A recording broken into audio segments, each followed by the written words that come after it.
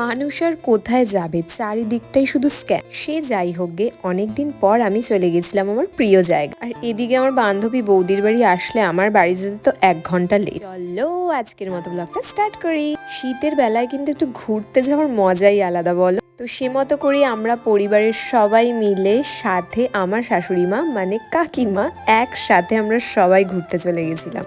আর যেই জায়গাটা হচ্ছে আমার সব থেকে প্রিয় জায়গা। ফেরি থেকে টিকিট কেটে কিছুক্ষণ অপেক্ষা করতে হয়েছিল আমার প্রিয় বান্ধবীর জন্য, যে তো আগাগোড়াই লেটুস। ঘুরতে বেরিয়েও আমার কাজের কল আমাকে অ্যাটেন্ড করতেই হয়।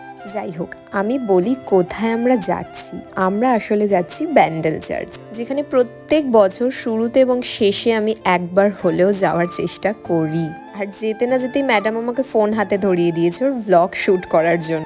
এই জায়গাটায় আসলে না আমি যে কি একটা আলাদা শান্তি পাই সেটা তোমাদের বলে বোঝাতে পারবো। এসেই আমি ঈশ্বরের কাছে আমার করা সমস্ত ভুল, সমস্ত ঠিক, সমস্ত রাগ, সমস্ত অভিমান সব কিছু মন খুলে প্রকাশ করতে পারি। আর সব সময় আমার নিজের কাছের মানুষজনের জন্য প্রার্থনা করি যেন তারা সব সময় নিজের মনের ইচ্ছাটা পূরণ করতে পারে। আর কি বলো, ঈশ্বরের কাছে এর থেকে বেশি চাওয়া পাওয়ার কি হতে পারে? আর যতবারই যাই আমি চেষ্টা করি যে প্রভুর জন্য আমি একটু যেন ফুল নিয়ে যেতে পারি, আর সেটা অবশ্যই আমি গোলাপি নিয়ে যাই। তো ফুলের দায়িত্বটা আজকে পড়েছিল কাকিমার উপরে। এদিকে তো কাকিমা, আমার মা, সবারই অবস্থা খারাপ একদম চার্চের ওপরে ওঠার জন্য। আসলে অনেকটাই সিঁড়ি বেয়ে উঠতে হয়। তো সবার ওপরে গিয়ে আমি ফুল টুল দিয়ে এখানে মাকে কয়েকটা ছবি তুলে দিয়ে, দেখো এখনো বাচ্চাদের মতো আমি এরোপ্লেন দেখি।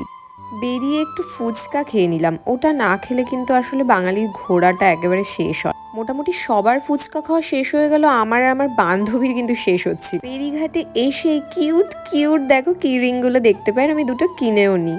আচ্ছা, আমার মতো এরকম পাগলামি তোমরা কারা কারা করো বলো তো?